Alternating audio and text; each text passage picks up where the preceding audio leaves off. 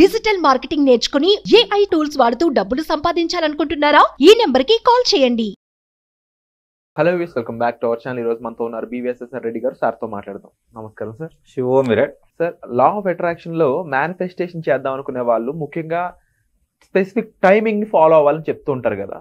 Magical timings అని మీ note నుంచి విన్నాం మేము చాలా సార్లు. అఫర్మేషన్ చేయడానికైనా, విజువలైజేషన్ చేయడానికైనా, ముఖ్యంగా ఆ ఫీలింగ్ పొందడానికి కొన్ని సమయాలు మాత్రమే కరెక్ట్ అని చెప్తూ ఉంటారు కదా. అవి ఏ సమయాలు ఈ రోజు ఎపిసోడ్ ద్వారా తెలుసుకుందామా? శివోం, welcome to my home lucky home, Vedic Mahavastu and Manisutra. ప్రతి ఇల్లు సిరి సంపదలతో, ధనధాన్యాలతో, ఆయురారోగ్యాలతో తులతూగాలని ఆ యాగంటి ఉమామహేశ్వరుని ప్రవర్తిస్తున్నాను. శివోం శ్రీమన్ నారాయణ. ఇక్కడ magical timing, what is this magical timing? అసలు అఫర్మేషన్స్, మేనిఫెస్టేషన్స్, తర్వాత మనీ మెడిటేషన్ చేయడానికి మ్యాజికల్ టైమింగ్ అనేది ఎలా ఉపయోగపడుతుంది అనేది చూద్దాం. ఇక్కడ టైం ఒక్కొక్క హొర అనేది ఒక్కొక్క ఎనర్జీ లెవెల్ని కలిగి ఉంటుంది. అన్ని టైమ్స్ ఒకేలా ఉండవు. ఇది డేలో మీరు కూడా గమనించి ఉంటారు. ఒక్కొక్క టైంలో మంచి ఎనర్జిఫైడ్గా ఫీల్ అవుతారు, ఇంకొక దాంట్లో అలసిపోయినట్లు, అసలు చేయాలని అనుకున్న ఆ మూడ్ అనేది రాదన్నట్లు. కాబట్టి మీరు పని చేయడానికో లేకపోతే ఏదన్నా వర్క్ కంప్లీట్ చేయడానికో చేయగలిగిన శక్తి ఉన్నా కూడా చేయలేకపోతారు అన్నట్టు. అంటే మీకు తెలుస్తుంటుంది, అది ఎనర్జీ లెవెల్స్ ఉన్నా కూడా కంప్లీట్ చేయలేరు. కాబట్టి ఆ రకంగా టైంకు చాలా ఇంపార్టెంట్ ఉంటుంది. మనము మేనిఫెస్టేషన్, లా ఆఫ్ అట్రాక్షన్లో ప్రధానమైనటువంటిది ఏంటంటే, అందరూ కళ్ళు మూసుకొని మనకి ఏది కావాలో అది కోరుకుంటే వస్తుందని అనుకుంటారు. ఇది చాలా రాంగ్ అండి. అలా వచ్చుంటే అందరూ ఇంట్లో కూర్చొని కళ్ళు మూసుకొని కోరుకునేవాళ్ళు, రోడ్ల మీదకి వచ్చి పనులు చేసుకునేవాళ్ళు కాదు. లా ఆఫ్ అట్రాక్షన్ అనేది ఏంటంటే, లా ఆఫ్ వైబ్రేషన్ ద్వారా పనిచేసే ఒక మెథడ్. మీ దగ్గర ఒక గోల్ ఉంది, ఆ గోల్ అనేది ఒక లాక్ అని అనుకుంటే దానికి సంబంధించిన కీ మీరు సెర్చ్ చేయాల్సి ఉంటుంది. అంటే దానికి సంబంధించిన వైబ్రేషన్స్ యూనివర్స్ నుంచి, కాస్మోస్ నుంచి వస్తుంటే మీ వైబ్రేషన్స్ వాటికి సూట్ అయ్యేంత వరకు మనము మెడిటేషన్ చేయాల్సి ఉంటుంది. వన్స్ ఇట్ సూట్ అయినట్లయితే మీ తాళం కప్పకు తగిన తాళం చేయి దొరికిపోయినట్లు. ఎట్లయితే అది ఓపెన్ అవుతుందో అలాగా మీకు కూడా ఇక్కడ ప్రాస్పరిటీ, లక్ అనేది మనకు వచ్చి ఆ పర్పస్ అనేది పూర్తి కావడం, ఏదైతే మన విజన్స్ కానీ తర్వాత గోల్స్ కానీ పూర్తి కావడం అనేది జరుగుతుంది. అది ఎలా మనం కనెక్ట్ అవ్వాలి అనే దానికి టైమింగ్స్ ఉపయోగపడతాయి. సో లా ఆఫ్ అట్రాక్షన్ మనం లా ఆఫ్ వైబ్రేషన్గా చెప్పుకుంటాం. ప్రతిదీ ఒక వైబ్రేషన్ ఉంటుంది.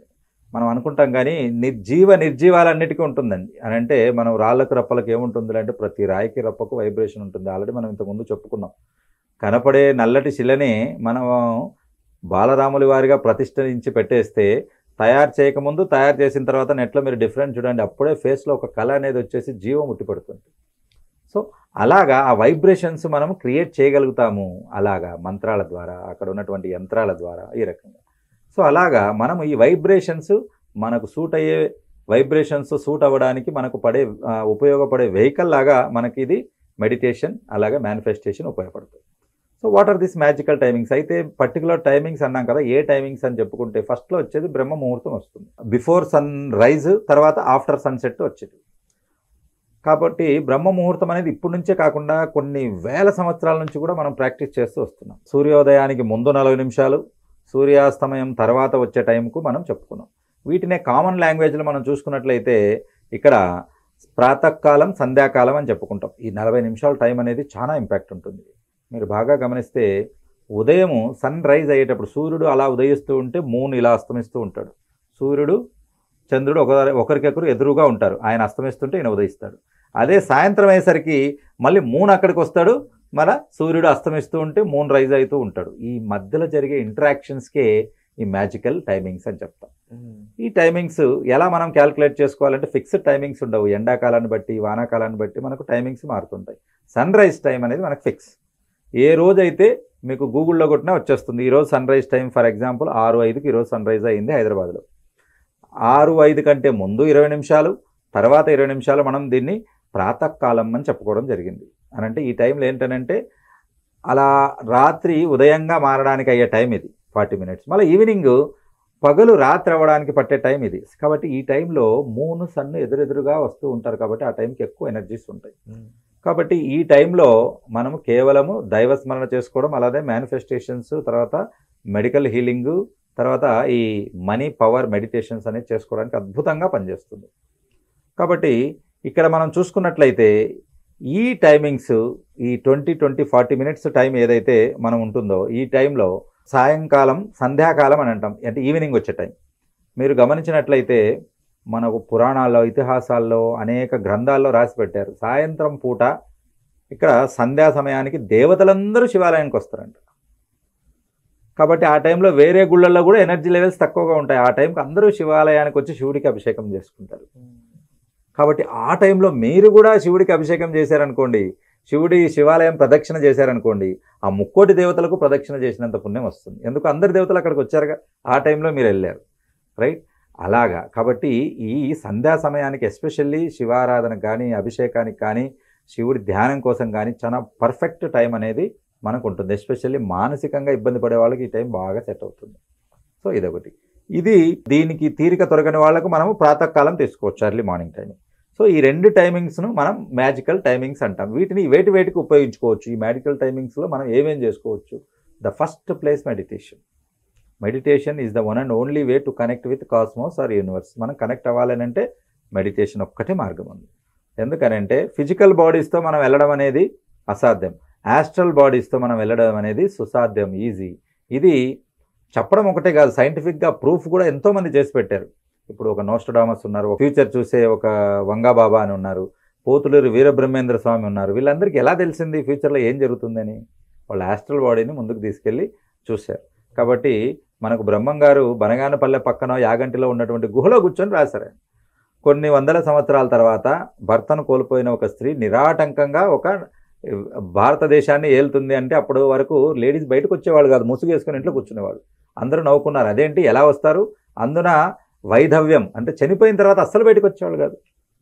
మరి వచ్చి అంత చేసింది ఎవరనంటే ఇందిరాగాంధీ, ఐరన్ లేడీ అంటాం. ప్రపంచాన్ని అంతటిని కూడా ఎదిరించగలిగింది అన్నట్టు. సో ఇలాగా ఎలా కనుక్కున్నారు మరి? అప్పుడే ఎలా రాశారు అని అంటే దాన్ని ఆస్ట్రల్ బాడీ ట్రాన్స్ఫర్మేషన్ అని. అంటే మనం ఇక్కడే ఉంటాం కానీ మన బాడీ కొన్ని వందల సంవత్సరాలు టైం ట్రావెల్ అంటాం కదా, అది ముందుకెళ్ళి అక్కడిది చూసి వాళ్ళు రాసి పెట్టడం జరిగింది. ఆ తాళపత్ర గ్రంథాలు ఇప్పటికీ బ్రహ్మంగారి మఠంలోను, చింతమాన మఠంలోను ఇప్పుడు కూడా ఉన్నాయి. సో ఇది ప్రూఫ్ చాలు కదా మనకి ఏం చేసిందని. ఈవెన్ ఇప్పుడు రీసెంట్గా మనకు 2019-20 తర్వాత వచ్చిన కరోనా జబ్బు గురించి కూడా రాసి పెట్టారు. 4 శ్లోకాల్లో ఉంది అది. ఈశాన్య దేశాన కోరంకి అని ఒక జబ్బు పుట్టేను, జనాలు కోళ్ళు చచ్చినట్టు చచ్చేరు అని రాశాడు. కోళ్ళు ఎలా చేస్తాయంటే కోళ్లకు వాతం అనే ఒక రోగం వస్తుందంటే నడుస్తూ పోతుంది, అంటే చచ్చిపోతుంది. కరోనా అప్పుడు అదే అయింది. మనతో బాగా ఉన్నటువంటి వ్యక్తి అప్పటికప్పుడు వెళ్తాడు, 6 గంటలకు ఐసీయూకి వెళ్ళిపోతున్నాడు, తర్వాత శవాన్ని ఇంటికి తీసుకొని వచ్చేసారు. ఇటలీలో నేను చెప్పినట్లు ప్రపంచం అంతా ఆశ్చర్యపోయేలా పెద్ద గొయ్యి తీసి 50-60 శవాలను ఒకటేసారి కూర్చారు. ఇంకా బాధాకరమైన విషయం ఏంటంటే అక్కడ బంధువులను చూడడానికి కానీ తాకడానికి కూడా ఇవ్వలేదు. మీరు చూసే ఉంటారు, ఎందుకంటే తాకితే మళ్ళీ ఆడికి వస్తుంది, ఆయనకు వచ్చినప్పుడు వాళ్ళు రిస్క్లో పడతారు. ఇవన్నీ కూడా అప్పుడే కనుక్కొని రాయగలిగారు. సో ఆస్ట్రల్ బాడీ ట్రాన్స్ఫర్మేషన్ అనేది చాలా అద్భుతమైంది. వాటికి మ్యాజికల్ టైమింగ్స్ అనేది పనికొస్తాయి. Meditation and 2 manifestation. పుట్టిన ప్రతి మనిషి 2 చేతులు, 2 కాళ్ళు, ఒక బ్రెయిన్, ఒక లివరు, 2 కిడ్నీలతో అందరికీ పుడుతున్నారు. మరి కొంతమంది ఎందుకు సక్సెస్ అవుతున్నారు, మిగతా వాళ్ళు ఎందుకు సక్సెస్ అవ్వట్లేదు అని అంటే వాళ్ళు మేనిఫెస్టేషన్ నమ్మట్లేదు, వీళ్ళు నమ్ముతున్నారు అంతే. కాబట్టి నేను 100 కోట్లు సంపాదించగలను అనుకున్నవాడు ఒక 10 ఏళ్ల తర్వాత ఒక బిలియనీర్ అయిపోయాడు. నేను ఎప్పుడు సంపాదిస్తాను, అసలు ఎలా వస్తాయి అనుకున్నాడు వాడి కింద పనిచేస్తుంటాడు. అదే 100 కోట్ల చేసిన అతని కింద ఒక వర్కర్లా, ఒక ఎంప్లాయీలా పనిచేస్తున్నాడు. కాబట్టి కేవలం ఆలోచన విధానమే నువ్వు ఓనర్ ఉండాలా లేదా వర్కర్గా ఉండాలా అనేది డిసైడ్ చేస్తుంది. వర్కర్కు 10,000 జీతం వస్తుంది, ఓనర్కు 100 కోట్ల డివిడెండ్లు, ఆదాయాలు వస్తాయి. సో ఇది అన్నట్టు. నెక్స్ట్ వచ్చేసి అఫర్మేషన్ చేసుకోవడానికి. అఫర్మేషన్స్ ఏంటనంటే రైతు పొలంలో విత్తనాలు వేసినట్లు మన సబ్కాన్షియస్ మైండ్కి ఇచ్చే ఫీడింగ్ ఈ అఫర్మేషన్స్. కాబట్టి అఫర్మేషన్స్ అనేది ఒక్క రోజుకు రోజు, ఒక రాత్రికి రాత్రి రావడం అనేది కాదు. మనకు ఒక రిపీటెడ్ టైం. మీరు ఏబిసిడి ఒక రోజులో నేర్చుకోలేదు, 4 నెలలు 6 నెలలు పట్టుంటుంది. ఏ అని దాన్ని పలకా బల్పం ఇచ్చారు, ఇప్పుడంటే పెన్సిల్తో దిద్దుతూ ఉన్నారు. అలా దిద్దేసరికి మైండ్లో ఏ అంటే ఇలా ఉంటుంది అనేది వస్తుంది. అలాగే అఫర్మేషన్స్ కూడా ఇలా మనం చెప్తూ పోతే బ్రెయిన్కి తెలిసిందల్లా ఒకటే, నేను రాజు అవ్వాలంటే రాజు అవుతావు, బంట అవ్వాలంటే బంట అవుతావు, మంత్రి అవ్వాలంటే మంత్రి అవుతావు, రైట్? ఆ రకంగా అన్నట్టు. నెక్స్ట్ ఇంకొక ఈ మ్యాజికల్ టైమింగ్స్లో అద్భుతమైంది, నాకు ఇష్టమైంది, అందరికీ ఇష్టమైంది ఏంటంటే శివుడికి అభిషేకం చేసుకోవడానికి అద్భుతమైన సమయం ఈ సంధ్యాకాలం అన్నది.